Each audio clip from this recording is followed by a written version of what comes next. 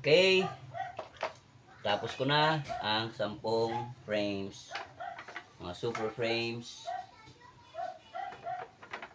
Ito magiging imbakan ng honey. Yung isa na walang alambre, may napanood ako sa YouTube na mga nagpe-frame, mga sa UK yata, yun, sa US o Australia.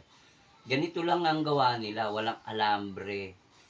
Ibang frames nila. Ganyan, kinat niya lang dito ng konti, tapos nilagyan tong ganyan.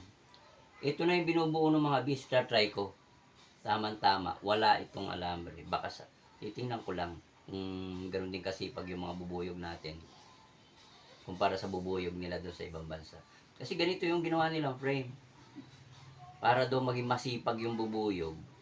Na dito kasi, bubuin lang nila to, lalagay lang sila ng mga hive nila dyan, bubuo. Ito, doble ang bubuin nila.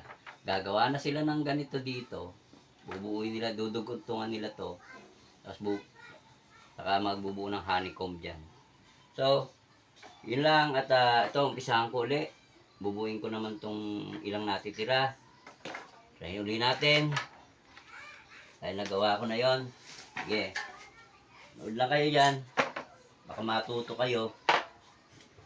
At ito. Sayang, lahat pala dinagdagan ko na yung in-order ko na to. Kala ko marami na in-order ko. Kasi, sayang pa yun. 174 din ang shipping yan. Pero dapat sana 15 pieces na yung in-order. Ay, 30 pieces. Nasa 20 lang to eh. Dito kasi sa Kabanatuan, mahal to. Alam niyo kung magkano isa nito dito? Pricey din siya. Secret muna. Magkano. Pero kung mag-uumpisa na kayo, malalaman nyo din. Sabi nga, kung nagpo-post ng tinda sa Facebook o kaya sa kung saan man platform, may HM muna. Ang sagot lang, PM. So, ito na. Oh. Bakit ang tagal? Ayun.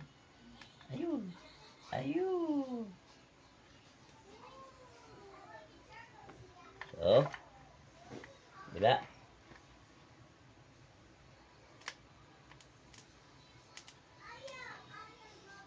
Ayan. Tarin natin. Yeah.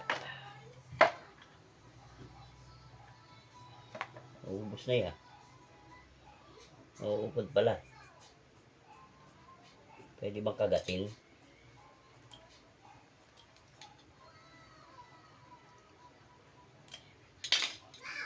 Pwede kayang kagatin na lang para mabilis yung pagbabalat. Huwag mong subukan, sabi nga.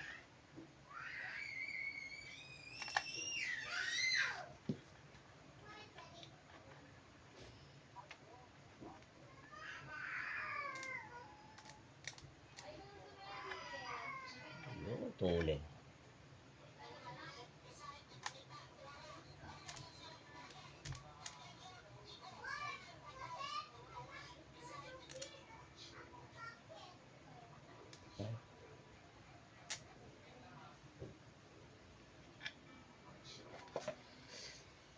Yan.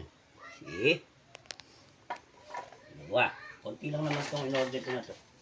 Pangdagdag lang to sa Saka, ilang minuto na kaya?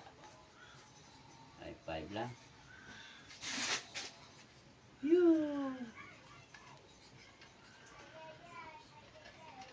Alam nyo, yung sa mga magagaling na dyan, pag napanood din yung sablay yung ginagawa ko, ang sabi ko nga, first time, DIY.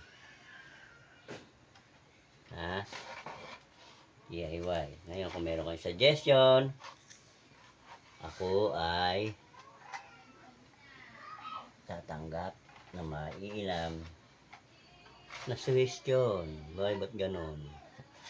Hindi yata lumalapacho.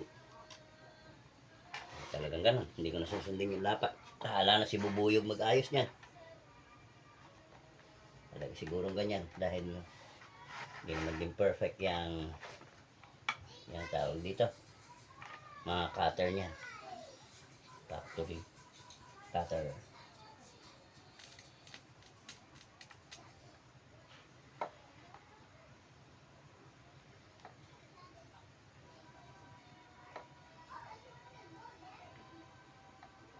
Guys, may idea na kayo paano siya ginagawa. Ako noon, iniisip ko paano ginagawa ito. Eh ngayon, now I know. Sabi nga, now you know. Dahil walang nagpapakita nito sa YouTube. Paano itong ginagawa. Ako pa lang siguro. Dahil gusto ko dumami ang mga magbubuyog.